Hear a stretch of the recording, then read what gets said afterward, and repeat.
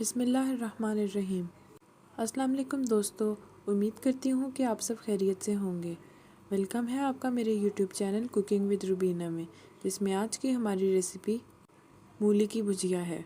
Video start करने से पहले गुजारिश है कि प्लीज़ मेरे चैनल को सब्सक्राइब कर दें। मूली की भुजिया बनाने के लिए हमें सबसे पहले 2 किलो मूलियाँ चाहिए होंगी, जिसको हम इस तरह से काट लेंगे जैसा कि आप लोग वीडियो में देख सकते हैं। मूलियों के पत्तों को हम फेंकेंगे नहीं और उन्हें भी इस तरह से काट लेंगे। यहाँ पर मैंने मूलियाँ और उसके पत्तों को काट लिया है। आप लोग देख सकते हैं कि मैंने इनको किस तरह से काटा है। अब हम इन चीज़ों को उबाल लेंगे।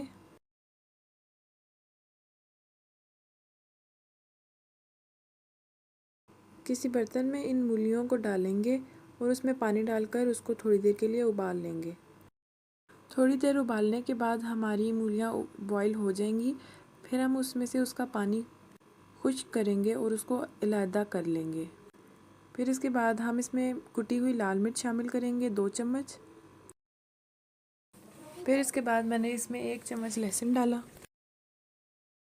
और 1 चम्मच नमक डाला। मसाले आप लोग अपने टेस्ट के मुताबिक डाल सकते हैं।